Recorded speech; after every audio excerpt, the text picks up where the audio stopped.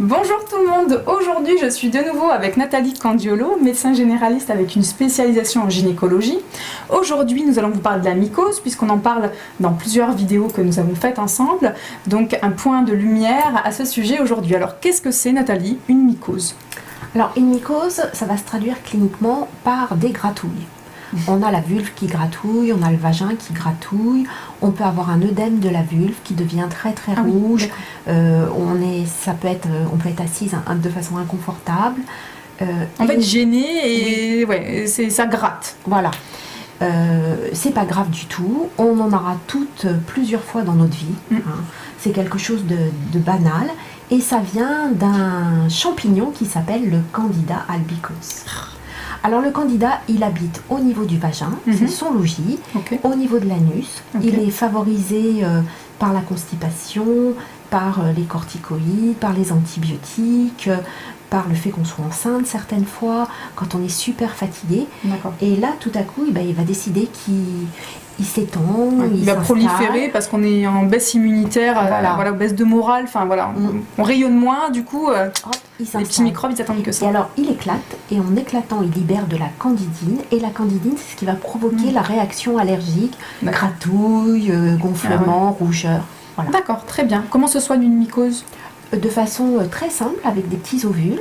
Donc on peut mettre, on a des ovules retard qui vont fondre sur 8 jours, on a des ovules sur 3 jours, on a des ovules sur plusieurs jours. Et avec de la crème, alors les ovules c'est si ça gratouille dedans, la crème c'est si ça gratouille dehors. Et puis je dirais qu'il faut lutter contre la constipation. Oui, hein, ça c'est important. Il faut éviter tout ce qui est protège-slip, lingerie en polyester, en nylon, là, les matières qui sont pas idéales. Jean très serré, on a une super ligne, mais voilà. En fait, tout ça, ça favorise la transpiration. Le vêtement va pas pouvoir sécher. Les champignons adorent quand c'est tropical. D'accord.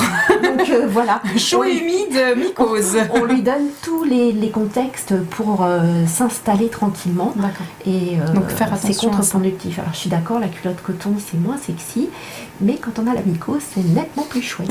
Après, il y a beaucoup de sous-vêtements qui ont un revêtement en coton justement, même s'ils sont en nylon à l'extérieur. Il y a ce qu'il faut à l'intérieur. Donc à vous de bien choisir vos sous-vêtements.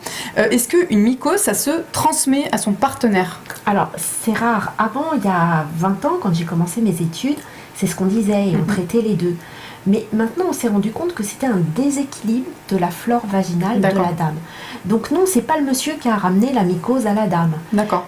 Et ça sert à rien que j'aille traiter le partenaire, parce que le partenaire va vous dire, mais moi j'ai rien. D'accord. Donc pourquoi tu veux que je mette de la crème? Oui, donc c'est pas une IST, c'est quelque chose du l'ordre du dérèglement féminin. Voilà. Et du coup, le monsieur peut peut-être l'avoir s'il a une très grosse baisse immunitaire, peut-être. Et à ce moment-là, le monsieur va se plaindre et il peut utiliser la crème de la dame. Parfait. Et dernière question, est-ce qu'on peut attraper une mycose avec du sable humide à la plage? Est-ce que c'est quelque chose qui est possible? Alors oui, on va recommander aux dames de s'asseoir sur leur serviette et pas sur le sable. Il y a aussi le fait qu'on va se baigner et puis on va laisser le maillot de bain sécher. Et le maillot de bain, il est en lycra, il va mettre 2 heures à sécher.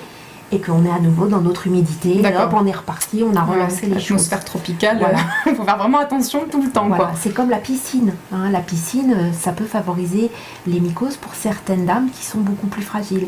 Piscine, craque mycose. D'accord. Moi j'avais des personnes que je connaissais, des femmes, qui avaient la stratégie de mettre des tampons quand elles allaient à la plage ou à la piscine, comme ça justement, pas de risque de mycose. Est-ce que c'est une bonne stratégie? Pourquoi pas? D'accord. Quand c'est ponctuel, peut-être pas avoir des tampons tout le temps en permanence. Il faut pas avoir des tampons tout le temps. Mais voilà, quand c'est ponctuel, ça peut être une bonne alternative. Ça va assécher le vagin. Et donc après, on a d'autres soucis de déséquilibre de la flore. Et puis il y a des pesticides dans les tampons, donc c'est pas très intéressant. D'accord, merci beaucoup Nathalie d'avoir répondu encore une fois à mes questions. On vous dit à bientôt. À bientôt.